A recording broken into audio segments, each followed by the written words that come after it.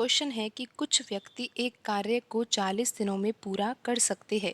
यदि 45 व्यक्ति और होते तो वह कार्य 25 दिनों में पूरा हो सकता था। उस कार्य पर आरंभ में लगाए गए व्यक्तियों की संख्या ज्ञात करें। तो यहाँ पर प्रश्न में दिया है कि कुछ व्यक्ति, यहाँ पर व्यक्तियों की संख्या तो नहीं दी हुई ना, लेकिन हम यहाँ पर मान रहे हैं कि एक्स व्यक्ति जो है वो एक कार्य को 40 दिन में पूरा कर सकते हैं। फिर लिखा हुआ है यदि 45 व्यक्ति और होते, यानी कि एक्स व्यक्ति तो कार्य करेंगे ही, लेकिन अब 45 व्यक्तियों को और भी शामिल किया जा रहा है उसी कार्य को पूरा करने में।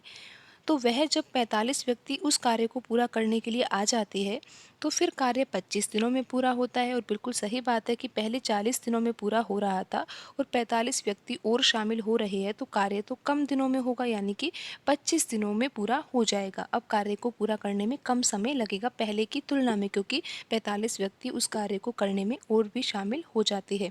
तो अब हमें तो ये पता लगाना है कि उस कार्य पर आरंभ में लगाए गए व्यक्तियों की संख्या क्या होगी, यानी कि हमें एक्स का मान यहाँ पर ज्ञात करना है। तो लेकिन अब हम इस प्रश्न को हल कैसे करें? इस प्रश्न को हल करने का एक फॉर्मूला होता है, आप उसको ध्यान दीजिए। सूत्र होता है यहाँ पर m1d1 बराबर m2d2। और यहाँ पर दो कंडीशन दी हुई है, आपको पता है। यहाँ पर आप पहले ये भी समझिए कि फॉर्मूले में जो m लिखा हुआ है, m का अर्थ यहाँ पर है व्यक्तियों की संख्या। और यहाँ पर जो फॉर्मूले में हमने d लिखा है ना, d का अर्थ यहाँ पर होगा दिनों की संख्या। और यहाँ पर हमने 1 और 2 इसलिए लिखा है क्योंकि यहाँ पर प्रश्न में दो कंडीशन दी हुई है। एक कंडीशन तो वह है जिसमें कुछ व्यक्ति एक कार्य को 40 दिन में पूरा कर रहे थे, लेकिन दूसरी कंडीशन ये है कि जब 45 व्यक्ति और भी शामिल हो जाते हैं। तो यहाँ पर आप देखिए कि जो पहली कंडीशन है उसको हम मान रहे हैं कि जो कुछ व्यक्ति है वो एक कार्य को 40 दिन में पूरा करते हैं। तो यहाँ पर हमने मान ही लिया था ना कि कुछ व्यक्ति क्या है, एक्स है। और दूसरी कंडीशन में व्यक्ति कितने होंगे, एक्स तो होंगे ही, लेकिन 45 व्यक्ति और भी शामिल हो जाएंगे। फिर देखिए आप फॉर्मूले में कैसे जमाना है हमें। कुछ व्यक्ति एक कार्य को 40 दिन में पूरा कर सकते हैं, तो यहाँ पर आप समझिए कि m के स्थान पर हम व्यक्तियों की संख्या रखेंगे, तो यहाँ पर x है और दिनों की संख्या पहली कंडीशन में कितनी है, 40 है। और बराबर देखिए आप यहाँ पर क्या लिखना होगा, m2, यानी कि जो दूसरी कंडीशन है उसमें व्यक्तियों की संख्या कितनी है, x प्लस 45, यानी कि x तो पहले से ही है उसमें और फिर 45 और भी शामिल हो जाते हैं। तो इस तरह से x प्लस 45 ये कुल व्यक्ति है और दिनों की संख्या यहाँ पर अब कितनी है, 25 दिन है। तो आइए अब हम इसको हल कर लेते हैं।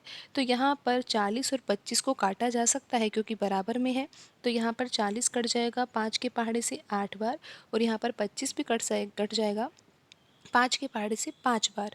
तो यहाँ पर 8x बराबर कितना आ जाएगा, x प्लस 45 और यहाँ पर गुणा में है 5।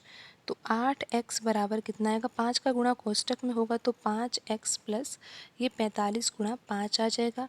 तो यहाँ पर 8x माइनस 5x बराबर क्या आ जाएगा, 45 गुणा 5। तो आगे हम हल कर लेते हैं यहाँ पर कि 8x माइनस 5x बराबर कितना आया है, 45 गुणा 5 आया है।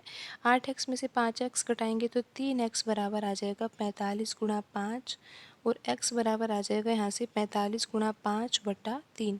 3 से 45 कटेगा 15 बार और x बराबर यहाँ पर कितना आ जाएगा, 75 व्यक्ति। यानी कि पहले कितने व्यक्ति लगे हुए थे उस कार्य में, 75 व्यक्ति थे ना, जब तो कार्य 40 दिनों में पूरा हो रहा था। लेकिन जैसे ही 45 व्यक्ति और शामिल हो जाते हैं, 75 व्यक्ति तो कार्य कर रहे हैं लेकिन 45 व्यक्ति और भी उसी कार्य को करने के लिए शामिल होते हैं, तो कार्य अब 25 दिनों में पूरा हो जाता है। लेकिन प्रश्न में ज्ञात क्या करना है, प्रश्न में ज्ञात करना है कि उस कार्य पर आरंभ में लगाए गए व्यक्तियों की संख्या कितनी थी। तो आरंभ में तो कितने व्यक्ति थे, 75 व्यक्ति ही थे। तो यहाँ पर आंसर होगा 75 व्यक्ति और ऑप्शन डी यहाँ पर सही होगा।